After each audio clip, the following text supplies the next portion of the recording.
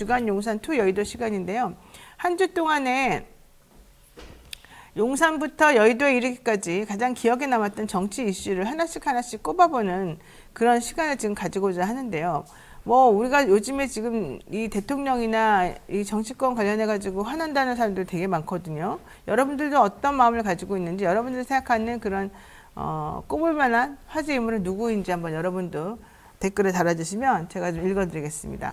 자, 우선 먼저 조사구 변호사님하고 김필선 변호사님 나오셨으니까 이 두 분한테 먼저 인사를 드리고, 그리고 난 다음에 한 분씩 차례로 여쭤보는 걸로 하겠습니다. 조사구 변호사님 어서 오세요. 예, 안녕하세요. 네. 그리고 김필선 변호사님. 안녕하십니까. 네. 네. 자, 본격적으로 시작을 해볼 텐데요. 한 주 동안 용산에서 여의도 이르기까지 가장 기억에 남았던 정치 이슈 뭐가 있습니까? 워낙 일이 많아서 고르기 참 힘든데 이거요. 23일 날 이제 검찰총장이 그 국정감사에 나와서 했던 말이 조금 이슈가 됐었습니다. 근데 나름 검찰 입장에서 요즘 검찰에 대한 비판이 불만스럽다, 동의할 수 없다, 이런 내용인 것 같은데요. 눈여겨볼 만한 대목들이 좀 있어요. 제가 몇 점 읽어보시면 이제 읽어보면 이제 말입니다. 호병철 의원이 이제 이렇게 물어봤대요. 검사라는 직업의 업무 내용이 그렇게 바뀐 것이 아닌데 왜 검사들이 검찰을 떠났느냐? 리더십에 문제가 있는 게 아니냐? 이런 문제를 질문했다고 하니까 이 총장이 검사는 시간의 수당도 야근 수당도 휴일 수당도 없지만 밤새 일하고 주말에도 나와서 일한다. 그런 검사들에게 당신들 특수활동비 몇 푼 가져다 따로 쓴 것이 아니냐고 한다. 제가 검사를 할 동안에 한 달도 제 집에 월급을 가져다 준 적이 없다. 검찰 집단이 부패한 집단인 것처럼 얘기하면 저도 정이 떨어져서 내가 여기서 왜 밤새워서 주말에 나와서 일하고 있는가 생각이 들 것 같다. 이렇게 얘기를 했다는 거예요. 얘기를 들어보면 뭐 이제 질문은 거기에 대한 것들이 아닌 것 같은데, 특활비 논란, 요새 영수증 뭐 이런 것들이 논란이 있었잖아요. 그 논란이 계속되고 있는데 그게 억울하다라는 얘기를 한 것 같습니다. 근데 그 억울하다라고 얘기를 하는 이유가, 근거가 검사는 밤새 일하고 주말에 나와서 일한다, 이렇게 억울하다는 거예요. 그거예요? 네, 그 내용상 그렇게 보입니다. 네. 그래서 내가 검사를 할 동안 한 달에 제 집에 월급을 가져다 준 적이 없다. 월급을 왜 못 가져다 주죠? 그러니까 일단 그 말도 이해가 안 되고요. 제가 딱 들으면서 지금도 계속 뭐 저기 중대재해처벌법이 적용이 되냐 안 되냐 문제 가지고 이제 계속 노동자들이 죽고요. 얼마 전에도 지난주인가요? 그 택배 노동자가 택배를 배달하다가 60대 노동자가 쓰러져 죽은 일이 있었어요. 그 지금 여전히 뭐 쿠팡 물류센터 뭐 1월 말에도 될 것 같습니다. 계속 노수가 됐으니까. 그런 곳에 여름에는 덥고 겨울엔 춥고, 그리고 사람들이 정말 극한까지 몰려서 일하는 사람들이 얼마나 많은데, 지금 검찰이 이렇게 힘들게 일하고 있는데 특활비 가지고 시비를 거냐라는 식의 얘기를 한 게, 과연 이게 문제나 지금 현재 상황을, 국가의 상황이나 이런 것들을 고위공직자로서 제대로 보고 있는가? 이게 막 예를 들어 뭐 정말 이게 사실이라고 하죠. 뭐 검찰 고생 많이 하는 건 저도 압니다. 고생을 많이 하면 특활비 가져다 써도 되는 건가요? 그 부장검사급 넘어가면, 직위가 넘어가면 연봉이 1억이 넘는데, 그렇죠. 예, 그 국가 공무원이 연봉이 1억이 넘는 상황에서 적게 주는 게 아니거든요. 뭐 물론 뭐 하는 일에 비해서 그렇다고 뭐 불만스러울 수는 있겠습니다만, 주관적으로. 하지만 그런 것들이 특활비나 이런 것들을 부투명하게 갖다 쓰는 걸 허용할 그런 근거는 안 된단 말입니다. 근데 그 근거를 대면서 억울하다는 얘기를 하는 정도로 끝난 것이 아니라, 그런 적이 없다는 얘기 끝난 것이 아니라, 노동자들 현실을 떠올리게 만드는 그런 말들을 한 걸 보면서, 야, 이 참 인식의 문제가 있구나, 이런 생각을 했습니다. 네, 우리 조 변호사님은 뭐 있어요? 예, 뭐 사실은 잠깐 말씀 뭐 좀만 이어가면, 마약 조직 폭력 외에 사실은 특활비 쓸 데가 없어요. 특수부 검사들이 특활비 쓸 이유가 없습니다. 일반적으로. 그리고 본인들이 야근하고 그러면 밥 먹는 거 다 업무 추진비로 쓸 수 있어요. 업무 추진비를 써가지고 투명하게 쓰세요. 그러면 업무 추진비로 쓴다 그러면서 밥 먹고 술 먹고 그러는 거예요? 근데 그것도 모자라서 월급도 쓰나 보죠? 왜 월급을 못 가져다 줍니까? 하여튼 그렇고요. 그 다음에 제가 좀 주목했던 거는, 최근에 그 윤석열 정부 복지부에서 윤석열 정부 복지부에서요. 이제 피부양자 범위 축소를 검토한다는 아, 거예요. 저 그거 너무 이상하더라고요. 네. 부모도 안 되고 자식도 안 된다는 거예요. 말이 성년 돼요? 자녀 안 되고 부모 안 되고 그러니까 한마디로 얘기하면 뭐 대학생이라든가 아니면 아직 미취업한 그 20대 이제 막 그 19세 20세 이제 사회인데 들어오려고. 고등학교를 졸업한 그 청년들하고 그다음에 60대 이상 은퇴자들에게 소득이 없는데도 불구하고 별도로 건강보험료를 부과하겠다는 취지가 그러니까 같습니다. 미친 거 아니에요, 그것도? 아, 아니 그래서 제가 이준석 기가 막혀. 대표 그 이른바 개장수라고 불렸다는 그 이준석 대표한테 묻고 싶은 게 아니 이 이른바 세대포 이론이잖아요. 20, 30대와 60대를 세대포 이론해서 우리가 그 지지를 얻어서 이 윤석열 정권을 만들었다 이렇게 얘기하고 있는데 그렇게 해서 만들어 놨더니 결국에는 20, 30대와 60대 뒤통수 치는 겁니까? 아니 그러니까 좀 황당한 것 같아요. 그러니까 소득이 그러면 좋아요. 뭐 소득이 없고 자산이 많은 사람들한테 거둘 수 있어요. 근데 그거는 60대 이상을 얘기하는 거거든요. 왜 갑자기 20대가 등장하는지는 잘 모르겠고요. 그다음에 두 번째는 그 만약에 그런 거라면 자산이 없는 그러니까 저소득 계층은 어떻게 할 겁니까? 물론 이제 건강보험료는 차등 부과되겠죠. 근데 과거에는 이제 그렇게 자산이 많지 않은 사람들 같은 경우에 자식에게 기대어서 이제 소득 있는 자식에게 얹어서 이제 그 어떻게 보면 건강보험을 해결했는데 그럼 나중에 이제 이분들에 대해서는 어떻게 할 건지 그것도 참 의문입니다. 아니 그리고 자식이 돈을 열심히 벌어요 회사에서 그 벌게 하는 데에는 부모의 도움이 필요하고 가족의 도움이 필요했던 거 아니에요? 그렇습니다. 가족이 모여서 같이 그 한 사람을 대표로 내세워 가지고 일을 하게 하는 거나 마찬가지예요. 말하자면 그러면은 그 사람이 그렇게 일을 해가지고 건강보험을 들게 하고 그 건강을 나라에서 케어해주게 한다면 그 건강보험 혜택은 그 가족들도 같이 누리는 게 그렇게 뭐 문제예요. 맨날 왜 도둑놈 취급하고 나쁜 사람 취급하고 거지 취급을 해요. 우리가 그동안에 뭘 잘못했다고? 두 번째는 난 뭘 잘못했는지 모르겠어. 내가 건강보험에 내가 그렇게 돈을 많이 내는데 내가 내 부모 80 먹은 부모한테 나가서 일해라. 당신 일할 자신 없으면 당신 가지고 있는 재산 팔아가지고 건강보험 내라. 딸 자식이 돈을 얼마나 내든 그건 딸 자식 거라니까 너는 절로 가라. 이게 말이 되냐고요. 그리고 저 자식들한테도 너 지금 대학교 다니고 초등학교 다니고 중학교 다니고 이러고 있지만 이건 너 안 된대. 너랑 나랑은 분리돼야 된대. 엄마 아빠가 돈 벌어가지고 건강보험 내는 건 너한테 해주면 안 된대. 그거는 너가 훔쳐서 쓰는 거래. 지금 이렇게 하라는 거잖아요. 그거 미친 거 아니에요?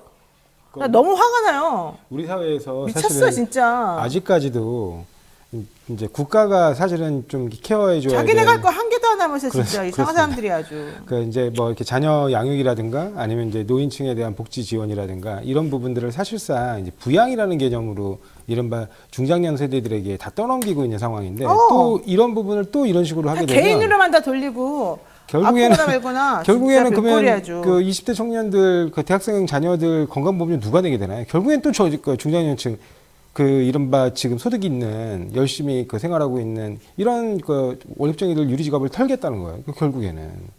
그리고 그 노년층 그러면은 이제 집 한 채 딸랑 있으면서 거기서 기거하시는 그 부모님 그 지금 집을 팔아가지고 하라고 하겠습니까? 결국에는 아니 생각해봐요. 자식들이 다 내야 돼요. 말이 안 되는 게 보험료로 피부양자, 부양자 이건 무슨 개념이에요? 내가 누군가를 돌봐가지고 같이 이 사회에서 작은 구성원으로 살아가게 한다는 거고 이 사회 속에서 살아가는 작은 구성원들은 각자 역할을 맡아서 열심히 살면 어느 정도 건강은 혹은 집은 혹은 뭐 의식주는 어느 정도 본인이 이렇게 걱정 안 하고 살 수 있게끔 해주겠다. 이게 이제 국가의 아주 최소한의 국가가 최소한대로 국민에게 하는 그런 요구이고 그렇게 하려고 세금을 그렇게 많이 걷어가는 거예요. 그렇게 하려고 그렇게 많이 그렇게 세금을 다 걷어가면서 세금 많이 걷어가 놓고 야 이 세금 많이 걷어가는 건 너 혼자만 써.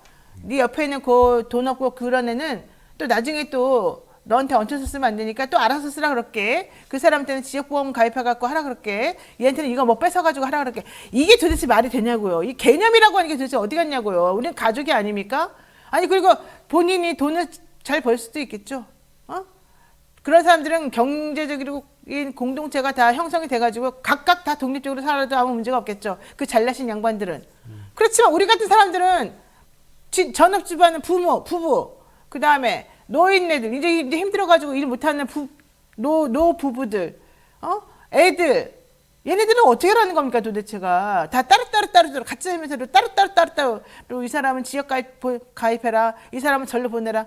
이게 무슨 짓이냐고. 맨날 사람들을 전부 다 전과자 만들고 범죄자 만들고 남의 거나 탐내는 거지로 만들면서 이게 상식적으로 있을 수 있는 일이에요? 난 정말 이해가 안 가요 정말. 그러려면 내 걸 다 뺏어가지 마요. 내 보험료 내가 돈 모아가지고 나 그냥 우리 식구들한테 나눠주게. 실질적으로 아, 정말 화나 죽겠어 아주 그냥. 지금 이제 실질적으로 사실 보험료를 올리는 정책인 셈이고요. 아니 완전히 아니 그 어느 정도까지 우리가 인정하려고 그랬어요. 그냥 세금 또 다른 종류의 세금이다.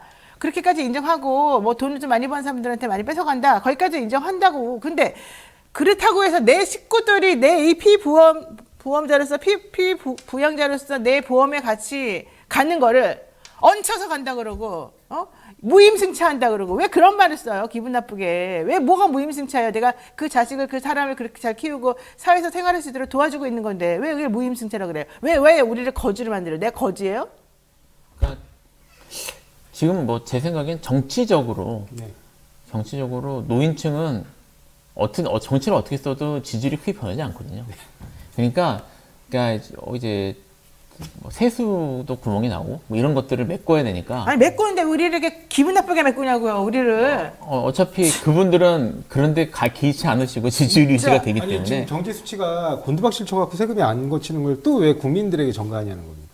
그게 참. 그러니까 전가를 그런 식으로 하는 거죠. 지금 이제 정책을 잘못해서. 전가해도 크게 관계가 없을 것 같이 생각하는 쪽에 전가를 하는 건데. 그런데 그 의료보험 습관한테 의사들한테 잘 보이려고 의료보험 습관 막 올려주겠대. 게다가 의사들이 또 형사적으로 잘못해도 다 봐주겠대. 뭐야 도대체 국민들은. 국민들은 그러면 실험 대상이고, 국민들은 그냥 이쪽에서 하자는 대로 해야 되고, 시킨 대로 해야 되고, 그냥 정책에서 따르는 대로 따르고 이러면 끝이에요. 우리는 아무런 할 말도 없고 할 수 있는 권한도 없어요. 왜 그래 도대체가? 그래도 되니까요. 그래도 되니까? 우리 힘이 없으니까? 힘이 없는 건 둘째 문제고요. 이제 갑자기 얘기가 이상한 쪽으로 흔들리긴 합니다만. 안 이상해. 이거 내가 저부터 물어보고 싶었던 거예요, 진짜. 언론이 조용하잖아요. 그러니까 바로 그거예요. 언론은 언론대로 통제를 막 해놨고 숨을 딱 쉬지 못하게 꽉꽉 잡아놓으니까 언론들이 말을 못하고 끼리끼리 지금 다 해먹겠다. 제일 불쌍한 밑에 사람들은 뭐 정말 입고 있던 팬티까지 다 뺏어가지고 내가 우리 한번 해보겠다. 이런 취지인 것처럼 보이잖아요, 지금. 그러니까 지금 세수가 줄어든 게 경제 규모가 쪼그라든 게 제일 크지만 짜증나. 전반적으로 사실 가진 자들에 대한 네. 세율이 이렇게 낮춰졌기 때문에 전반적으로 사회 고소득층, 그다음에 뭐 이런 말 좀 이제 지위가 있으신 분들에 대한 우대 정책들 때문에 이런 일이 벌어지는 건데. 그러니까 소득이 줄고 자산 가치가 상승하는데 집값이 계속 오르는 이유도 그겁니다. 예, 그렇게 되는 건데. 사실 이런 문제에 대해서 언론이나 이런 쪽이 제대로 짚어주지 않으면 일반 국민들은 이걸 추적하기가 쉽지가 않단 말이에요. 아니 그리고 건강보험이 왜 맨날 적자예요? 그렇게 돈을 많이 뜯어가는데 우리가 뭐 맨날 병원 가요? 그것도 아니잖아. 이렇게까지 적자일 리가 없어. 지네들이 방만하게 경영하고 지네들이 맨날 어디 투자했다가 망하고 투자했다 망하고 그러니까 그런 거 아니에요? 왜 자기네들이 잘못해가지고 내 돈 가져가가지고 자기네들이 잘못해서 돈 없어지게 만들어 놓고는 니네 식구 원래 5명 다 해주려고 그랬는데 야 돈이 없으니까 2명만 해줄게. 3명은 알아서 살아라 그래. 이게 뭐야 이게 도대체. 나 국민연금 들기도 싫은데 건강만 들기도 싫은데 막 자기네가 들으려서 억지로 들고 있는데 보장도 안 해주면서 왜 우리 식구들을 전부 다 거지 취급하고 식구들을 전부 다 이간질하고 이게 나라예요? 나라가 그럼 돼요? 대답해요. 저도 안 된다고 봅니다. 안 된다고 보고요. 뭐 우리나라 의료보험 시스템이 자체는 매우 잘 돼 있다고 하는데 뭐 지금 이게 사실은 전반적으로 국가 전체가 지불하는 보건 비용이나 이런 것들을 줄이는 쪽으로 가야 되고 그 다음에 줄이는 쪽으로 가야 되고 그리고 필요한 쪽에 집중적으로 지원하는 쪽으로 그리고 보장을 넓히는 쪽으로 가야 되는데 적어도 지금 정권 들어오면서부터는 보장 범위가 줄어들고 있고요. 그리고 이게 들어가는 이런 효율적으로 이렇게 맞추고 하는 것들도 좀 후퇴하고 있는 것 같아서 이런 것들이 결국 이렇게 영향을 주는 것 같습니다. 저는 선거 딱 끝나자마자 제일 먼저 일성이 나온 게 의사 확대 하길래 윤석열 정부 이거는 내가 칭찬해주고 싶다. 이 의사 확대 왜냐면 지금 의사가 수가 너무 부족하거든요. 그러니까 지금 OECD 국가 평균, OECD에는 의외로 우리 그 수준 이하의 국가들도 좀 있습니다. 근데 OECD 국가 평균의 70%도 안 돼요 우리가. 그러니까 의사수가 1인당 의사수가 절대적으로 부족한 현실이 있는데 특히 이제 지방으로 갈수록 더 심해지죠. 근데 그걸 확대한다 그러길래 박수 쳐줄라 했더니 그 다음에 다시 또 꿀먹은 벙어리가 됐어요. 얘기를 안 해요 이제. 그러니까 이게 한 가지 또 말씀을 드려야 될 거로 생각하는 게 현재 지금 보험 재정은 흑자입니다. 그러니까요, 바로 그거야 내가 하고 싶은 말도. 예, 제가 지금 흑자로 기억을 해서 지금 누적 흑자가 23조고요. 그러니까 이게 물론 뭐 누적 흑자가 어느 정도 된다고 해서 이거를 방만하게 쓰는 건 당연히 아니죠. 하지만 현재 지금 이런 식으로 보장성을 낮추고 그 다음에 결국은 그 저소득 노인들은 이걸 낼 수가 없게 되잖아요. 그 저소득 노인들에 대해서 압박을 하고 그 다음에 이제 사실 실질적으로 일하는 연령들에게는 비용을 사실상 올리게 되는 이런 정책을 선택하는 것에 대해서 납득할 만한 설명이 있어야 될 것 같습니다. 자, 이름 없으님께서 그게요 다 의료보험 민영화를 위한 밑밥 깔기 아니겠습니까? 경제 능력이 없는 사람이 어떻게 보험료를 냅니까? 그러면 나중에는 돈 내는 사람들이 왜 안 내는 무임승차들까지 다 보장해줘야 되냐 하면서 갈라치기가 세게 됩니다. 맞아요. 지금 이 얘기도 계속 나오는 거예요. 맨날 무임승차. 나 그 말 진짜 싫어요. 뭐가 무임승차예요?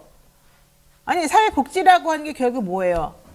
어느 정도 최소한의 수준 다 같은 국민들이 그 인간적인 생활을 할 수 있게끔 해주자는 거고 그걸 위해서 세금을 걷는 거예요. 그래서 그 세금을 걷어서 세금을 운영하는 사람들끼리 최소한의 인간다운 생활을 할 수 있도록 잘 분배를 해가지고 적시적소에 이 돈을 집어넣어 주는 것이고 국민들은 그걸 믿고서 더 나락으로 떨어지지 않고 인간다운 생활을 할 수 있게끔 이 바탕을 만들어 주는 거거든요. 그런데 여러분들 아시다시피 나중에 사람들이 항상 얘기하는 거는 내가 내 돈 내는데 너는 돈도 안 내고 여기에 와가지고 왜 이래? 이런 말 많이 한단 말이에요. 하지만 그들도 그 전에는 이 사회를 일으키기 위해서 경제적 활동하면서 다 했던 사람들이에요. 왜 맨날 무임승차라 그러면서 사람 기분 나쁘게 하고 우리가 거짓입니까 진짜? 왜 자꾸 그런 식으로 해요? 왜 내 부모를 무임승차한다 그러고 내 자식을 무임승차한다 그러고 그럼 내가 좀 이따가 직장에서 그만두게 되면 나도 무임승차하는 거지가 될 거 아니에요? 왜 사람을 그런 식으로 만드냐는 거예요. 열심히 사는 사람들을. 우리가 열심히 산 거 말고 무슨 죄를 저질렀어요? 예? 시키는 대로 다 한 거밖에 더 있어요? 사람들이 빚내서 집 사라 그러면 빚내서 집 샀다가 이제 집 사고 나니까 니네 빚내서 집 사고 투기를 했니 막 욕을 하고 뭐 하라고 해서 뭐 하면은 또 뭐 했다 그러고 난 도대체가 이해가 안 가는 거야. 이 시대가 자기네만 잘났다 그러고 자기네만 다 옳다 그러고 8번 공님께서도 너무 화가 나가지고 슈퍼챗 쏜다고 화가 날 때마다 슈퍼챗을 쏩시다 이런 얘기 하시는데 맞아요. 빨리 쏴주세요. 아, 나 너무 화가 나서 그래요. 근데 나 이거 자꾸 이 언론들 기자들 그다음에 정치에서 이 말 갖고 장난치는 사람들 제발 좀 그만 좀 뒀으면 좋겠어요. 그렇게 사람들을 선동하고 거짓말치고 마음 아프게 하고 그게 옳아요? 하지 말라고요. 그런 거 하지 말라고요. 진짜 치사하고 더럽고 하지 말라고요. 다른 방송에서는 다 예쁘게 말하고 좋게 말하고 그냥 막 말을 하다 말고 애매하게 말하고 난 듣다가 짜증나가지고 못 듣겠어. 그냥 내가 말해버려. 욕을 먹거나 말거나 혼나거나 말거나. 제발 좀 그러지 말라고. 정부 정책 그따위로 하면 안 된다고요. 한동훈 장관 또 이래요. 또 한동훈 장관 또 인기 영합적 발언하면서 아주 짧은 소견으로 깊이 생각도 안 해. 흑폭풍은 말 생각도 안 해. 그냥 오로지 한동훈이라는 사람을 딱 빗내줄 수 있으면 난 하나의 키워드를 꼭 찾아내는 뭐 전체적으로 생각하지도 않아. 그냥 본인을 위한 정치와 본인을 위한 장사를 지금 하고 있어요.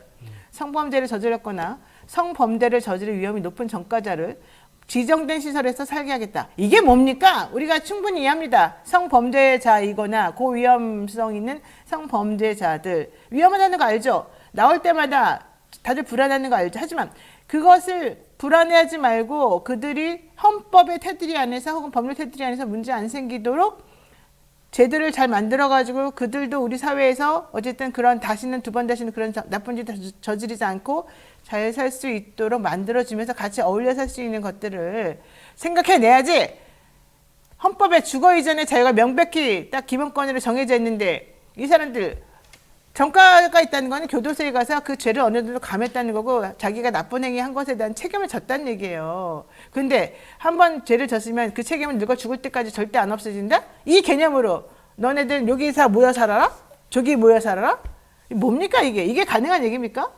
어떻게 보세요, 조사부 선생님? 예, 저는 근데 이 한국편 제시법이 어떤 방식으로, 그러니까 지금 정확한 모델이 나오지는 않았어요. 안 나왔어요. 안 나왔는데, 그러니까 이른바 기에 지금 검사의 청구에 의해서 그 뭘 할 수 있다, 이른바 행정 보호관찰사가 조사를 또 뭐 그렇습니다. 요청하고 어쩌죠 그렇게 그래요. 한다는 것 같아요. 근데 저는 이제 이런 제도보다 오히려 애초에 우리가 이 사회보호제도가 우리가 원래 있었습니다. 그리고 지금도 일부 있고요. 그러니까 대표적인 게 보호관찰이고요. 근데 우리 지금 사회보호제도는 되게 특이해요. 뭐냐면 범죄를 저지른 그 시점에 그 사회보호 처분을 형선고와 같이 하게 돼 있거든요. 해당 판사가. 근데 사실은 우리가 교정시설에서 교화 과정을 거치잖아요. 그러면 교화 이후에 이 교정 성적을 가지고 이 사람이 나와서 재범 우려가 있는지를 다시 따져봐야 되는데 그게 아니라 범죄 시점 당시에 이 사람이 형을 살고 난 이후에 앞으로 어떻게 인생을 살아갈 것인가를 미리 재단해요. 맞아요. 그것도 되게 이상하거든요. 자기네 그러니까, 맘대로. 예, 그렇기 때문에 저는 그거보다는 오히려 적합한 방법은 검사의 지휘를 받을지 여부는 별도로 좀 검토하더라도 교정시설의 장애에 의해서 출소를 앞둔 범죄자 중에 특정 범죄 유형군에 있는 사람들 중에 재범의 우려가 높다고 법률이 정하고 있는 특정 범죄 유형 중에 그런 범죄 유형 중에 교정이 이루어지기 어렵다라고 판단이 돼서 그런 부분에 대한 정밀한 검사와 판단이 필요하다고 생각되는 재소자가 있으면 그건 교정시설의 장애 청구에 의해서 별도로 보호처분이 내려지게 하도록 하는 것으로 제도가 재설계돼야 된다고 생각해요. 왜냐하면 지금처럼 범죄 시점 당시에 하면 그럼 교도소 시설이 왜 있습니까? 교도소 시설이라는 게 결국에는 교정 교화를 교정이 안 된다는 거죠. 그렇죠. 교정 교화를 위한 시설인데 네. 교정 교화를 마치고 난 다음에 그 성적을 가지고 사회 방위를 논해야 되는데 우리는 범죄 시점으로 그냥 모든 걸 다 판단해 버리는 거예요. 네. 형도 정하고 그다음에 보호처분도 정하고 그래서 그런 부분에 대한 제도 개선이 먼저 이루어지고 그 이후에 우리가 보호 관찰로 부족한 부분이 있다면 뭘로 더 보완할 것인가를 좀 고민해야 된다는 거예요. 우리나라는 모든 게 과거에 딱 정지돼 있어요. 네. 이 범죄를 저지른 사람도 범죄를 저질렀지만 나중에 교화되고 그래서 다시 사회에 돌아오고 이게 원래 기본인데 넌 범죄 저질렀지? 나중에 얼마나 많이 교도소에서 복역했고 얼마나 반성했는데 난 너 믿지 않아. 너는 딱 그 범죄자일 뿐이야. 오로지 범죄자야. 앞으로 늙어 죽을 때까지 범죄자야. 이 개념이 하나가 있고 네. 실질적으로 뭐 여러분들도 많이 생각하고 있겠지만은 너 대학 어디 나왔어?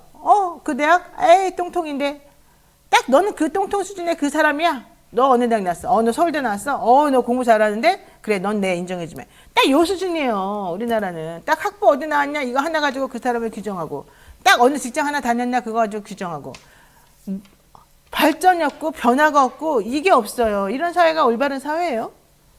그러니까 이게 뭐 한국형 제시카법이라는 용어가 갑자기 등장을 했는데 그렇지, 이거 정말 뜬금없죠. 이게 일단 뭐 방향성은 지금 사실 지난 9월에 제가 지금 다시 한번 확인을 했는데 지난 9월에 한동훈 장관이 뭐 성범죄자들 같은 특정 전과가 있는 사람들에 대해서 사실상 치료감으로 보호감으로 부활시켰다는 식의 얘기를 해서 비난을 받았었어요. 거기에 연장선상이 아닌가 의 생각이 약간 드는데 결정적으로 이런 문제는요. 그러니까 지금 했던 이런 미연의 시비가 미연의 소지가 있는 그리고 사실상 형사처벌이잖아요. 뭐 미연의 소지가 충분히 있죠. 미연 소지가 상당히 높기 때문에 이런 것들은 이렇게 단기적으로 뭐 충분한 논의 없이 그냥 밀어붙이면 안 됩니다. 근데 지금 이 법을 설명할 때 지금 한동훈 장관이 썼던 용어가 뭐 섹슈얼 몬스터다. 나쁜 놈, 이거 사실 사용되는 언어들이나 이런 것들이 매우 선정적이었어요. 근데 이렇게 접근할 문제가 아니거든요. 이거를 뭐 이런 필요성이 인정될 수도 있어요. 사회 보호라는 측면에서. 하지만 그 방법이 매우 어쨌든 기본적으로 위헌의 시비가 있고 실제로 옛날에 뭐 기억하시겠지만 보호감호 같은 경우는 위헌은 나왔었기 때문에 여기에 충분한 논의를 하고 제도나 이런 것들에 대한 보완 같은 걸 해가면서 해야 되거든요. 제가 지금 여기서 가장 걸리는 것 중에 하나가 뭐냐면 저는 개인적으로 이걸 검사가 청구하게 돼 있어요. 검사에게 또 하나의 권한이 가는 겁니다. 검사가 청구해서 법원이 결정하도록 돼 있긴 한데 검사가 어쨌든 여기에 대해서 청구할지 말지를 결정하기 때문에 이게 검사가 하는 게 많이 아까 지금 조성관 변호사님 말씀하신 것처럼 소장이 갔든지 아니면 교정이나 이런 것들을 검찰과 완전히 분리된 방식으로 해서 철저하게 뭐 의사나 이쪽에서 하도록 한다든지 절차상 아니면은 지금 여기 나온 것처럼 이거는 특정 시설의 저주를 제한하는 방식으로 되어 있는데 이런 방식이 아니라 좀 더 완화된 방식이 가능한 건지 아니면 지금의 무슨 전자발찌나 이런 방식을 좀 더 발전시키거나 개량하는 방식으로는 불가능한 것인지 이런 것들에 대한 논의들이 있어야 되거든요. 기술적인 또는 논의들이 있어야 되는데 제가 지금 말씀드렸던 아동 성범죄자들에 대한 치료감모 얘기가 이번 9월에 나왔단 말이에요. 그러니까 지금 한 달 정도 만에 지금 또 얘기가 바뀌어서 나온 거예요. 이게 지금 충분히 숙고되고 연구되고 나온 것인지가 잘 모르겠어요. 네.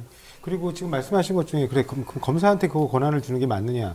그러니까 저는 검사가 법률 대리인으로서 정부의 법률 대리인으로서 역할에 충실해야 된다고 생각하거든요. 그러니까 이게 무슨 말이냐면 교정시설의 장 또는 아니면 그 무슨 심사위원회의 결정 등으로 이제 제소를 하게 하는데 최종적으로 그 절차를 대리 수행하는 게 검사일 수는 있어요.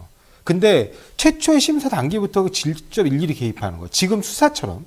그러니까 수사도 사실은 경찰이 진행을 하되 적절하게 검사가 법률가로서, 왜냐하면 수사폭력이 워낙 강력한 폭력이 국가폭력이기 때문에 법률가로서 법률 통제라는 의미로 통제관으로서 들어가 있어야지 본인이 직접 칼을 휘둘고 난리를 치면 그 다음에는 이게 그 국가폭력이 통제가 안 돼요. 현장에서 통제는 불가능해지거든요. 판사는 현장에 있는 사람이 아닙니다.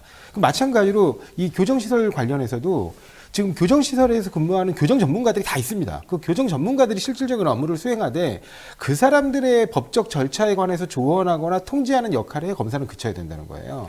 그 검사가 거기서 직접 자기가 교정 업무까지 한다고 생각해봐요. 과거에는 진짜 검찰의 재소자들이나 뭐 재소자들이나 심지어 미결 고금자들을 다 부를 때도 마음대로 불렀어요, 검사가. 왜? 내 지휘 통제를 받기 때문에. 이거 예를 들면 형집행이라든가 구속 집행이 검사의 권한이잖아요. 그러니까 마음대로 불러오고 기록도 안 남기고 이랬었단 말입니다. 그러니까 그런 일이 벌어지지 않도록 실제로 각 단계, 형사 절차의 각 단계 영역별로 실제로 업무 수행하는 경찰, 그 다음에 법원, 그 다음에 그 교정 공무원들, 이 사람들이 실질적 업무는 수행하되 그 행정의 끝단에서 법적 통제에 충실하도록 하는, 다시 검사의 지위를 재정립해야 된다.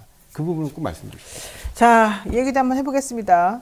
이 고위공직자 범죄수사처장, 공수처장 임기 만료가 100일도 안 남았는데 이제 이 누구가 후임으로 갈 것인가가 이제 문제인데, 하필이면 공수처가 그동안 계속 뻘짓하다가 이번에 국민권익위원회 전현희 위원 그 감사 관련해가지고 감사 문제 있다라고 지금 칼을 뺐던 상황이었거든요. 네. 그래서 엄청나게 이제 뭔가 이쪽에 대해서 하겠다라고 의욕이 되게 불타오르고 있었었는데, 그러니까 실적이 그동안 계속 부진했었었는데 이제 일단 그거 하나, 감사원의 그 부적절한 감사를 이제 일단 하나 잡았어요. 그래서 열심히 하겠다고 지금 생각하고 있는 중이었어요. 그런데 유병호 감사원장, 표적 수사하다 이러면서 난 여기에 응할 수 없다, 이렇게 지금 얘기를 하고 있고, 직원을 시켜가지고 불출석 사유서도 대필해서 내라 그러고 아주 안하무인입니다. 불출석 사유서를 대필해서 내라, 직원 보고 내라고 그랬다면 그거는 직권남용이죠. 아니면 강요죄이거나. 왜냐면 그 직원은 그런 걸 할 자기 개인의 비서가 아니잖아요. 그렇죠. 네, 그런 사람을 쓰고 싶으면 개인 비서를 자기 월급 주고 하거나 그러라고 변호사 선임하라고 하는 거예요, 자기 돈으로. 그러니까 어쨌든 현재 있는 이 공수처장이 현재 남아있는 이 임기 내에 감사 문제를 해결을 하고 가려고 좀 그랬더니 유병호나 이런 사람들이 다 뭐 사람 올 때까지 기다려. 왜? 지금 현재 있는 사람은 문재인 때 된 사람 아니야. 나 그 사람 못 믿어.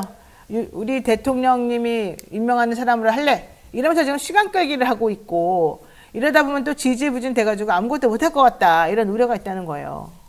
지금 뭐 일단은 뭐 유병호 처장, 이분이 지금 사무처장. 예, 사무처장이죠. 지금 그동안 보였던 모습은 공수처만이 아니라 뭐 모두를 다, 심지어 지금 이제 의혹을 받고 있는 내용에 따르면 그 자기 직접 상관인 감사위원회까지 이제 무시하시는 분이라. 다 무시. 다 무시하시는. 이거 누가 보면 진짜 감사위원 위에 있는 줄 알겠어요. 예, 하시는 분이라 뭐 이분이 뭐 특별히 뭐 그런 계산이 있는 건지 아니면은 그냥 다 무시하니까 이렇게 하시는 건지 제가 잘은 모르겠습니다만, 지금 어쨌든 공수처장이 지금 빨리 이제 인선이 돼가지고 진행이 돼야 되는데, 제대로 인선이 돼야 되는데, 사실 공수처장 결정이 지금 법 구조가 워낙 전혀 계산이 안 돼 있기 때문에 공수처장 결정이 매우 어렵거든요. 기억하시겠지만 그 문재인 정권 초대 공수처장 결정할 때도 말이 많았단 말이에요. 근데 지금 그런 것들이 진행이 안 되는 상황에서 사실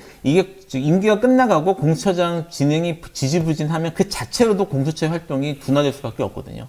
그러니까 유병호 처장, 발음이 어렵네요.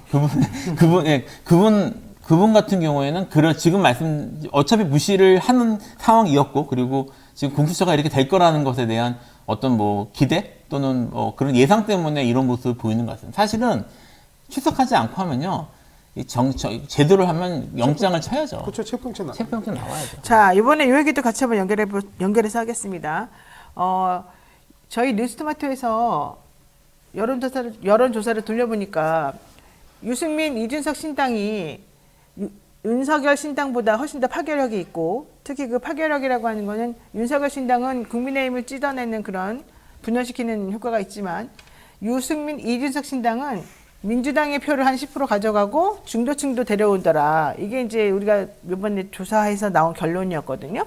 자, 그렇게 된다면 국민의힘 입장에서는 사실은 썩 달가운 상황은 지금 아닌 거가 되고 신당을 차리려고 하다가도 아 신당 차리면 우리끼리 찢어진다더라. 신당 차리지 말아야 되겠다라고 생각할 수밖에 없어요. 그래서 그랬는데 어쨌든 혁신위가 이제 물론 해마다 혁신위를 만듭니다만은 끊임없이 혁신위를 통해서 뭔가 해보려고 지금 시도를 하고 있어요. 국민의힘이. 이번에 혁신위 이제 강서 보궐구청장 선거에서 망한 다음에 다시 한번 일어나 보자라고 하면서 혁신이 또 얘기하고 있는데 사실 작년에 최재형 혁신이 망했고 아무것도 된 게 없잖아요. 네. 그게 이제 권한은 없고 그냥 너네 한번 해봐라 그랬는데 개파도 없고 아무것도 없고 힘이 없으니까 결국 흐지부지 되고 아무도 호응을 안 해서 그런 거거든요. 이번에 그러면 김기현이가 내가 정권에서 드니까 네가 해봐라 이러면서 연세대 의대 교수인 인요한 씨를 지금 임명했단 말이에요. 혁신위원장으로. 나 이게 과연 가능하겠냐. 나는 인요한 씨 개인에 대한 나쁜 감정은 없어요. 그다음 그분을 잘 알고 있고 그분은 한국에 와서 열심히 노력하고 있는 그 집안이 사대가 했던 사람이고 6.25 때 아버지가 참전했던 사람이기도 하고 아버지인지 그 위에 조상이. 그다음에 의술을 활동을 하면서 우리나라 선교사를 와가지고 지금까지 잘 살고 있는 분이거든요. 그리고 순천에서도 태어나고 그러니까 그분 자체를 뭐라고 하는 건 아닌데 문제는 그분이 의대 교수로서 의술은 잘 알지 모르지만 이런 정치 관련해 가지고 얼마나 이런 정권을 가지고 혁신위원장의 역할을 잘할 것이냐 이 사람이 얘기하는 무슨 종류의 혁신안을 내놓더라도 다 받아들여질 것이냐 그냥 결국은 그냥 허수아비 김한길과 김기현의 허수아비 노릇하다가 망할 거 아니냐 이제 이런 생각이 든단 말이에요. 맞아요? 어때요?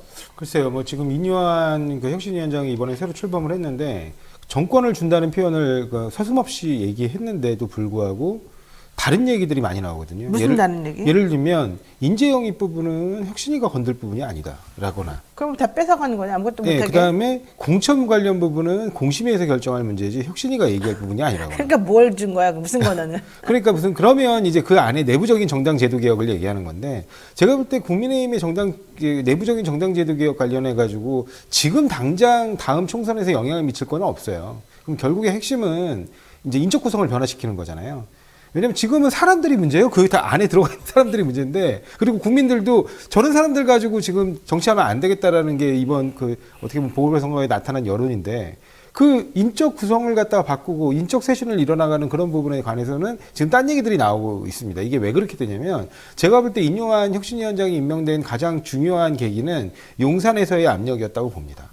예, 왜냐면 이분이 스스로 밝힌 것처럼 김한길 국민통합위원장하고 굉장히 가깝다는 거예요. 엄청 가깝대요. 그리고 대통령이 지금 여러 차례 공개적인 석상에서 김한길 국민통합위원장에 대한 신뢰를 계속해서 보여주고 있어요. 그리고 그 김한길 혁신위원장의 제안을 무겁게 받겠다거나 아니면 김한길 혁신위원장이 내놓은 보고서를 각 장관에게 한 번씩 돌리면서 읽어보라고 했다거나 그러니까 굉장히 여러 차례 그걸 강조하고 있습니다. 근데 사실은 김기현 대표 입장에서는 이렇게 되면 사실은 자기가 완전히 원래 지금도 바지였는데 진짜 완전 바지 대표로 밀려나게 되는 꼴이죠. 그런 위기 상황에서 자꾸 그러니까 당내에 김기현 대표 쪽에서 이른바 중요 당직을 받았던 사람들 사이에 얘기들이 나오는 게 아닌가. 왜냐면 이게 견제하는 거예요, 결국에는. 그렇게 되면 이 불합화음이 과연 총선에서 제대로 하모니를 내서 혁신의 시너지를 낼 것이냐? 저는 그렇게 보지 않습니다. 이게 내가 약간 천기누설일 수도 있는데 내가 정통한 소식통에 의해서 딱 입수한 정보에 의하면 사실은 자꾸 윤석열 신당 얘기가 계속 나왔잖아요. 네. 그 신당도 당을 잘 만들어 본 사람이 만들어야 되니까 윤석열, 김건희, 그다음에 뭐 김건희 씨인데 거기 몇 개인지 모르겠지만 어쨌든 윤석열, 김건희, 그다음에 김한길 네. 이런 사람들을 중심으로 해서 또 이 민주당의 비명계라고 불리는 사람들까지 해서 다 같이 한번 아우르는 신당을 하나 만들 생각이 원래 있었던 거예요. 이 윤석열 라인 쪽에서. 그래서 그걸 위해서 추진을 하려고 했는데 근데 신당을 만든다는 건 무슨 얘기입니까? 당의 조직을 만들고 다음 선거에 공천 어떻게 하고 이런 걸 다 정리한다는 뜻이고 거기서 힘을 누가 어떻게 분배해서 쓰느냐잖아요. 그걸 하는 과정 중에 어떤 내부에 있는 아주 강력한 어떤 모 인사가 막 자기가 혼자 좌지우지 하려고 그랬다는 거야. 이 큰 틀에서 이제 뭔가를 하려고 하고 있었었는데. 그러니까 이거를 처음에 좀 참고 그래도 다 같이 한번 해보자라고 하면서 신당 얘기를 솔솔 일부러 이제 언론에 보통은 이제 미리 내놓는 거거든요. 그렇죠. 그래서 이제 분위기 좀 보려고 하고 뭔가 좀 하려고 했는데 이게 생각보다 더 세게 들어오고 더 집요하게 내 몫을 챙기겠다는 마음이 너무 강한 사람들이 여기 와 있는 거야. 그래서 김한길 저기 통합위원장이 나 그냥 여기 포기할래. 나 이거 못하겠어. 신당은 무슨 신당이야. 우리 그런 거 없어. 이렇게 딱 선을 그어놨다는 거예요. 그래서 그렇게 하고 났더니 이제 일단은 김한길을 중심으로 하는 신당이 더 못 만들어지는 거죠. 그러면 그 김한길을 실질적으로 내쫓게 된 곧 제3의 인물, 그 제3의 인물이 잘 됐다. 내가 다 알아서 하마. 어떤 형태를 쓰든 이제 이것을 지금 하려고 준비 중이라는 겁니다. 현직 대통령이 신당을 만들려면요, 적어도 대통령의 지지율이 50% 가까이 나와야 돼요. 그러니까 그 대통령의 타이틀을 걸고 기존 여당을 무너뜨리면서 대통령의 타이틀을 걸고 야 여기가 진짜 여당이야 하고, 그러니까 우리 대통령과 함께 뛰는 사람들이야 하고 타이틀을 걸고 총선에서 이길 수 있는 희망이 보여야 사람들이, 괜찮은 사람들이 모이는데 지금은 그러기 어려울 거예요. 그래서 그게 모자라기 때문에, 그게 부족하기 때문에 현실적으로 이 분들은 제3의 사람들의 손을 잡고 같이 좀 뭉뚱그려서 한번 해보는 쪽으로 이쪽하고 안 된다 해서 이제, 왜냐면 내부적으로 지금 안 드러나는 분들이 많거든요. 네. 그러니까 이쪽하고 손을 잡아가지고 해보려고 했다는 거예요. 근데 그러다가 하려고 또 보니까 또 역시 이게 너무 심한 거지. 그러니까 여기도 포기. 이제 이렇게 돼서 지금 내가 알기로는 3분이 됐어. 3개가 다 분화가 되어 있어. 자, 그러면 이 중간에 있던 사람들 그냥 싹 빠져. 나 더 이상 도저히 여기에 발을 담글 수가 없다. 그럼 이제 싸움이 이제 이쪽하고 양쪽이 이제 벌어지는 셈인데 결국은 땅 따먹기 하고 나눠먹기 하는 수밖에 안 되는 거거든요. 여기에 이제 변수가 하나가 이준석, 유승민이라는 거예요. 내가 그래서 이번에 여론조사 나온 걸 보고 이준석, 유승민 뭐 좋아하건 안 좋아하건 간에 사람들이 원하는 그 파괴력 있는 그 포인트는 분명히 이 사람들한테 있다. 뭐 중도, 합리, 그다음에 새로운 변화, 혁신 이런 건 지금 이들에게 기대하는 거잖아요.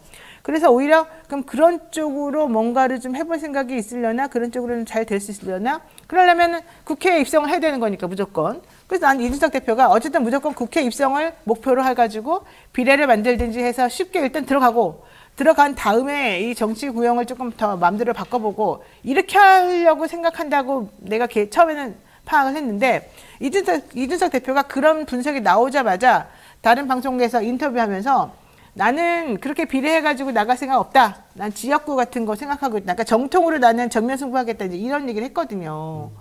그게 이제 아무래도 자신감일 수도 있고, 내부는 이 안에서 어느 정도 얘기가 됐다라고도 할 수 있고, 또 그러면서도 하필이면은 그동안 자기랑 같이 다녔던 신인규라든가 천하람이라든가 이런 사람도 약간 좀 거리를 두고 좀 찢어지고 있거든요. 이 정치 지형이라고 하는 게 이 민주당에서 바라보는 민주당 내부 분열보다 저쪽에 국민의힘이나 국민의힘 언저리에 있는 제3자들하고의 관계가 훨씬 더 복잡하고, 그들이 어떤 형태를 취할 것이냐에 따라서 사실은 이 다음 총선 때 구형이 완전 달라질 거다. 여기 이제 정의당이 지금 장희영 의원이나 뭐 이런 의원들이 정의당이 왜 꼭 진보해야 되나 이딴 소리 해가지고 문제가 됐잖아요. 그런 것까지 다 합쳐지게 되면 제가 보기엔 한 번에 지각 변동이 일어날 가능성이 있다는 거죠. 근데 민주당은 아마 이걸 딱 보고 타산지석으로 삼아가지고 좀 내부적으로 정리하고 그냥 더 단결하고 결束될 것 같긴 해요. 근데 국민의힘은 어떤 형식으로든 좀 찢어질 가능성이 높아 보여요. 그래서 이게 결국은 지지율인데요. 결국 초별점은 이게 아까 말씀하셨던 것처럼 만약에 대통령의 지지율이 압도적으로 높다, 상당히 높다. 그래서 대통령이 국민들이 좋아 이러면은 뭐 이렇게 찢어지고 어쩌고 할 수가 없죠. 사실은 그쵸. 그 따라갈 네. 수밖에 없는 건데 네. 지금 대통령 바라봤다가는 자기 정치 생명도 지금 어려울 것 같으니까 이런저런 이제 계산을 굴리는 거고요.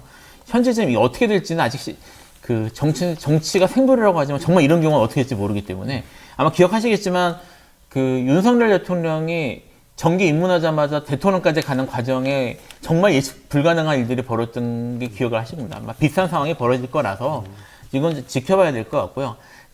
오히려 민주당은 현재 지금 뭐 지지율도 뭐 아주 높은 건 아니지만 전반적으로 지금 이재명 대표가 여러 난관을 넘어가면서 지금 이거를 주신점이 돼가고 있는 쪽이어서 밖으로 지금 그동안 계속 밖으로는 뭐 비명계니 어떤 이런 불만들이 터져 나왔지만 민주당은 좀 봉합될 가능성이 오히려 조금 높은 것 같아요. 국민의힘보다. 근데 지금 현재로서는 어떻게 갈 건지는 사실 예상하기 좀 어려울 것 같아요. 제가 민주당이 그동안에 그렇게 시끄러웠던 게 컷오프 제도가 없어서 그런 거잖아요. 컷오프 제도를 없었잖아요. 지난번에 그 문재인. 잘못이라고 봅니다. 저는. 저는 그걸 다시 살려야 된다고 보는데 컷오프 제도를 없앴어요. 그때 문재인 대통령하고 물론 당신 대통령 아니었습니다만 박지원 의원하고 서로 간에 이제 경선 나가가지고 누가 대표하느냐 이거 가지고 서로 하다가 사실 간발의 차이로 문재인 대통령이 이제 됐어요. 그 과정 중에서 열받아가지고 뛰쳐나가면서 안철수 데리고 나가고 막 이렇게 했던 거였었거든요. 그렇죠. 네. 이른바 호남 홀대로. 호남 홀대로 나오고 그러면서 여기에서 이제 컷오프 시킨다라고 하는 것이 강력하게 무기를 작용하니까 다른 건 못하고 할 수 있는 게 이제 나가는 것밖에 없었단 말이야. 근데 오히려 차라리 그렇게 되니까 사람들이 나가면 안 돼. 분열돼. 그럼 우리가 컷오프 제도 없애줄게. 라고 해가지고 지금 그 제도를 없애가지고 여기까지 왔는데 오히려 없애고 나니까 지네끼리 별별 얘기를 다 하고 앉아 있는 거지. 그래서 다시 한번 생각해보라. 이거 도저히 안 되겠다. 컷오프 제도고 뭐고 간에 이렇게 시끄럽게 당을 해당 행위를 하는 사람들에 대해서 조치를 취할 수 있는 뭔가가 있어야 된다. 이게 지금 민주당 사람들 내부적인 생각이에요. 정말 재밌는 게 이제 옛날에 국민의힘 쪽에 그런 것들을 많이 해요. 예를 들어서 옛날에 정우택 의원을 자신이 있던 상당부 지역구인데 청주에 같은 청주로 옮겨줘요. 옮겨주는데 그 도정환 의원 지역구에서 야 이제 그동안 혜택 봤으니까 도정환 정도하고 싸워봐. 하고 옮겨버리는 거예요. 그냥 강제로. 네네. 그게 싫으면 그냥 컷오프예요. 그렇죠. 예, 그 다음에 옛날에 뭐 그 연수구에서 그 활동했던 황우영 그분을 갖다가 갑자기 이제 인천 뭐 계양 같은 곳으로 보낸다든가 그렇죠. 뭐 이런 식으로 해서 완전히 어려운 곳으로 부평이었나 계양이었나 이쪽으로 보냈을 거예요. 그러니까 하여튼 그렇게 굉장히 어려운 곳으로 딱 옮겨버리고 만약에 이거 싫다고 하면 컷오프예요. 네. 그러니까 이런 식으로 하니까 이게 그 이른바 험지 출마를 당이 그냥 다 배정해 버렸어요. 그렇죠. 그러니까 지금도 계속 얘기가 나오는데 싫으면 나가요. 네, 싫으면 나가. 국민의힘은 계속해서 지금도 그렇게 하고 있습니다. 그러니까 지금 민주당도 그런 제도 개혁을 한번 생각을 해봐야 돼요. 왜냐하면 당이 그 사람의 정치적인 역량을 쌓아주는데 굉장히 많은 공천이라는 형태로 굉장히 많은 기여를 했어요. 한 12년. 그러면 당세 확장을 위해서 좀 험지에서 한번 나와서 도전해봐라. 이렇게 얘기하는 게 네. 무리한 요구는 아니거든요. 자, 지금 신윤기 변호사, 우리 방송 나오는 신윤기 변호사가 대통령이 너무 당을 사당화시킨다. 도저히 미래가 없다. 이러면서 탈당했습니다. 그리고 순천갑 당협위원장인 천하람 국민의힘에게 인요한 혁신위원장이 우리 같이 한번 해보자라고 손을 내밀었다가 지금 거절당했습니다. 김기현 허수아비 혁신위원 할 생각 전혀 없습니다라고 얘기를 지금 하고 있는 거고요. 이준석 대표도 뭐 마찬가지로 나랑 상관없습니다. 지금 이러고 있는 중이거든요. 결국 이준석계를 불리우는 사람들이 전부 다 서로 각자 도생하는 것으로 가는 것처럼 지금 보이고 있는 중인데 여기에 이준석, 유승민 신당이 무슨 뜻을 가지는지가 이번에 여론조사를 통해서 좀 나왔단 말이에요. 자, 여러분들 젊은 분들이니까 여러분 이준석하고 뭐 유승민이라고 칩시다. 어떻게 알겠습니까? 저는 신당 만들 것 같아요. 그렇죠. 예. 만들어야 될 것 같아요. 안 만들 수가 없어요. 네, 지금 신당 압력이 계속 커지는 것 같아요. 같이 살기에는 너무 불화가 심해졌고 헤어질 결심을 저번에부터 하고 있었고 타이밍과 명분을 보고 있는 중이었던 거잖아요. 그럼 헤어질 결심하면은 추울 텐데. 모르겠습니다. 하여튼 저는 이준석 대표 같은 경우하고 저하고는 이른바 정치적 지향에서는 굉장히 큰 벽이 있는 그렇죠. 관계인데 오히려 신인규 변호사 같은 경우는 작은 차이로 볼 수 있을 정도로 굉장히 합리적인 네, 네, 전체적인 정책의 색깔에서도 합리적입니다. 뭐 본인의 어떤 발언이라든가 이런 그 태도라든가 이런 것뿐만이 아니고 정책적인 측면에서도 합리적으로 토론이 충분히 가능한 그 친구인데 이런 사람들이 사실은 버틸 수 없는 정당이에요. 지금처럼 막무가내로 그리고 사실상 무속 정권처럼 그 운영을 하면서 정당도 자기들이 마음대로 그렇게 조종하는 이런 완전 사당화된 그 윤석열 왜 이 사당이라는 표현이 그러니까 단순히 지배권을 강화한다는 의미가 아니라 자신들의 개인적 이익을 위해서 정당을 마음대로 좌지우지한다는 거예요. 마치 예를 들면 자기가 신뢰하는 부하였던 김태우를 이렇게 사천하는 것처럼. 그러니까 그렇게 운영하고 있는 정당에서 버틸 수 있는 사람들은 아니라고 보기 때문에 이 사람들이 나와서 창당을 하게 될 것 같은데 이 창당이 이제 어떤 영향을 끼치게 될지는 잘 모르겠어요. 이번에 뭐 조사 리얼미터였나요? 어디서 조사를 한 거, 뉴스토마토였었나요? 거기서 조사를 한 거 보니까 양측의 지지율을 다 잡아먹는 구조를 갖고는 있어요. 오히려 민주당 지지층을 더 많이 잠식하는 것으로 보이는 측면도 있고 그렇지만 결과적으로는 국민의힘한테는 굉장히 아킬레스건인 게 이 정당의 색깔은 기본적으로 보수 정당입니다. 이 보수 정당 우리가 과거에 국민의당이 민주당의 그러니까 이른바 또 다른 형태의 정당이었다면 이거는 국민의힘의 다른 버전이거든요. 그래서 지역구 경쟁을 붙을 때는 결국에는 이게 표 쏠림 현상이 일어날 수밖에 없어요. 근데 그 표를 잡아먹고 그러면 결국에는 그 표에서 분산돼서 잡아먹는 건 보수층 표거든요. 그 1, 2%로 차이 나는 수도권에서 알겠습니다. 이 정당의 영향이 굉장히 클 겁니다. 네. 자, 저희 뉴스토마토가 정기구독 캠페인을 시작합니다. 뉴스토마토는요, 올해 창간 8주년을 맞이했습니다. 제2창간을 선언하고, 지난 2월 타블로이드 판형 변경, 데스크 실명제, 영상 뉴스 강화 등 새로운 시도를 끊임없이 하고 있습니다. 최근에는 더 많은 독자를 만나기 위한 준비를 마쳤는데요. 이번 기회에 뉴스토마토를 구독하시는 분들께는요, 통통물 30% 할인, 토마토 계열사 콘텐츠 70% 할인 등 다양한 혜택을 주어집니다. 뉴스토마토 구독 신청 방법은 저기 지금 화면에 보시는 것처럼 QR코드 또는 스캔 또는 ARS로 전화해서 처리를 하시면 될 것 같고요. 자세한 것은 유튜브 제목 그 아래에 보면 더보기란이나 라이브 채팅창 맨 위에 방법이 나와 있으니까 참석해서 얘기를 한번 해주시면 될 것 같고요. 요 얘기 간단하게 하고 정리하겠습니다. 이재명 더불어민주당 대표가 한 달 만에 당무에 복귀를 했는데 오면서 윤 정부 내각 총사퇴 그리고 당에 대해서는 체포안 처리 과정 일로 더 이상 왈가왈부하지 마라 이렇게 말해서 단결, 단합, 통합을 강조했습니다. 이 대표의 복귀 후 첫 일정 잘한 걸까요? 뭐 이제까지 보였던 태도를 그대로 유지한 거예요. 사실 뭐 놀라운 건 아니고요. 예, 정치적으로 타당한 결정, 타당한 모습이라고 생각합니다.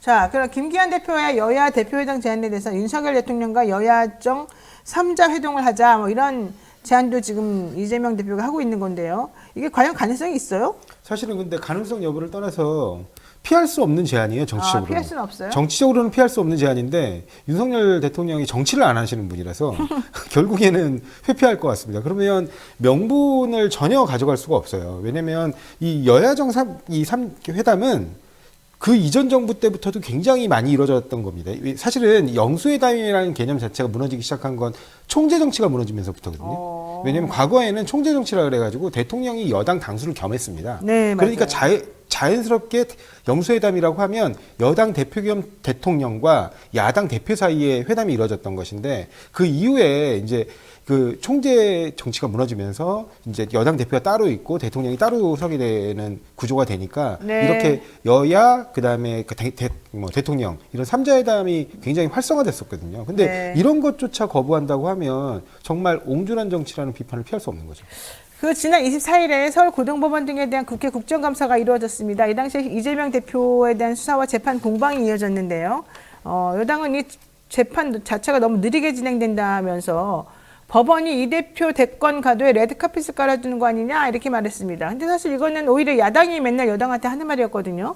왜 이렇게 재판을 질질 끌고 핵심은 어디다 갖다 버리고 맨날 쓸데없는 말로 시끄럽게만 하느냐, 빨리 좀 끝내줘라 뭐 이런 얘기도 계속 했었었는데 여당은 또 오히려 그 반대로 얘기하고 있어요. 이거 무슨 말입니까? 재판을 질질 끄는 게 아니고요. 네. 지금 나와 있는 기록이나 아니면 재판의 덩어리가 매우 큽니다. 매우 크고요. 오히려 지금 아시겠지만 저는 이제 이재명 대표 재판부터 사실 들여다본 거이긴 하지만 네. 그 전에 관련인들 재판은 이미 진작부터 진행되고 있었는데 거기에서 계속 공소사실 받고 공소장 변경하고 증거 새로 내고 하면서 이거를 계속 사건을 계속 지연해 온 건 사실 검찰이거든요. 네. 지금 변호인 쪽에서 또는 이재명 쪽에서 이거를 지연하고 있다는 건 말이 안 되는 소리고요. 지금 제 재판부는 지금 할 수 있는 최선의 속도를 다해서 하고 있고 지금 변호인들도 여기에 대해서 최대한 협조하고 있습니다. 그러니까 그렇게 얘기할 건 아닙니다. 그리고 이게 지금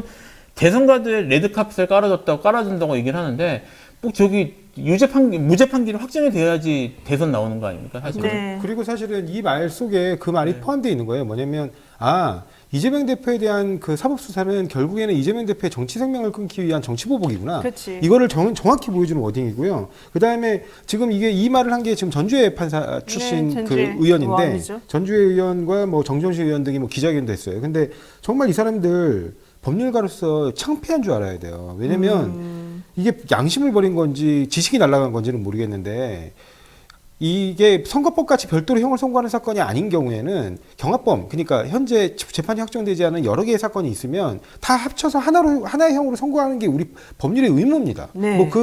재판부가 뭘 따로 무슨 재량을 가지고 봐주려고 할 수 있는 게 아니고 우리 법상 피고인의 이익을 위해서 이재명 대표뿐만 아니라 모든 피고인이 해야 되는 모든 피고인에게 근데 적용해야 왜 되는 의무예요. 병합을가 난리를 치고 있어요? 그러니까 저는 그러니까 이런 것조차도 법률적인 부분에 대해서 명백히 법률에 반하는 내용으로 기존 법률가들이 정치적으로 발언하면서 이용하는 현재의 상황을 정치적인 해석으로만 이용하는 이 현실이 참 정말 안타까워요. 자, 하나만 여쭤보겠습니다. 지금 김필선 변호사님, 민주당에서 검사 탄핵 얘기 계속 나오지 않습니까? 정치적 공세다, 뭐 아니다 말이 많고요. 이 검찰 수사 계속되니까 이게 검찰 압박용 카드로 야권에서 내놓는 게 탄핵 카드다. 그러니까 검찰이 너무 민주당을 괴롭히니까 이제 민주당은 검찰에 대한 대항마로 탄핵을 얘기하는 거다. 이런 얘기도 해요. 어떻게 생각하세요? 지금 검찰 탄핵지도 자체는 저기 법상 헌법에도 규정되어 있는 원래 있는 규정이고 오히려 네. 그게 활성화되지 못했던 게 문제고요. 네. 지금 이제 이런저런 탄핵에 대한 이야기했지만 지금 탄핵 의결한 거는 정치적인 상관없는 지금 이제 사안들이에요. 지금 네. 최근에 뭐 이제 검사 탄핵 같은 경우에 최근에 했던 게 유성 간첩 관련된 네. 이름 갑자기 기억이 안 나요. 그분에 관한 것이었고 최근에 있었던 거는 지금 관련된 이런 것들이 뭐 이재명 대표에 대한 또는 뭐 정치적인 그런 것들에 대한 그런 사람들에 대해서 지금 계속 얘기하는 것보다는 지금 그동안 사회적으로 문제됐고 이런 것들이 이런 책임 있는 검사들에 대해서 지금 검사에 대한 징계도 이루어지지 않고 있고 검사에 대한 수사도 이루어지지 않고 있고 아무것도 하고 있지 않으니까 입법부가 견제할 수 있는 방법은 이거밖에 없거든요. 네. 그런 의미에서 하는 거니까 이제 그렇게 얘기할 건 아니에요. 그리고 또 한 가지 말씀드리고 싶은 게 우리 헌법과 법률상 법관이나 검사는 파면권이 오로지 국회에 전속해 있어요. 그러니까 파면을 행정부가 하고 싶어도 검사는 할 수 없고 법관 같은 경우는 심지어 해임 파면이 다 안 돼요. 네. 그러니까 직을 배제하는 그 징계 처분이 안 됩니다. 걔네들 권한이 없어요. 오로지 국회만 갖고 있어요. 그렇기 때문에 이렇게 징계권 자체를 헌법이나 법률에 따라 두 개가 나눠 갖고 있기 때문에 국회가 그 권한 행사를 해태하게 되면 그 사람들에 대해서 파면을 행사할 기관이 없어지게 되는 거예요. 그런 부분에서 그러니까 결국에는 국회가 지금 이런 비위 검사, 비위 판사에 대해서 탄핵을 주저하는 건 직무유기입니다. 자, 이 와중에 이태원 참사 12구 지금 다가오고 있습니다. 이태원 참사는 아무도 책임 안 지고 있는 정말 대표적인 미스테리한 사건이라고 볼 수가 있는데 윤석열 대통령은 이번에 이태원 추도식 불참한다고 딱 나오죠. 야당들만 지금 열심히 하고 있습니다. 도대체 이게 대한민국 대통령으로서 국민들은 어떻게 생각하는지를 보여주는 단 하나의 딱 징표라고 보는데요. 너무 마음이 안타깝고요.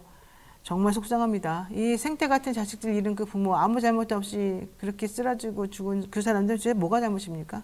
이해가 안 갑니다. 자, 어쨌든 김필성 조상호 변호사와 여기까지 얘기 나눠봤습니다. 두 분 말씀 잘 들었고요. 또 다음 주에 또 뵙겠습니다. 고맙습니다. 네.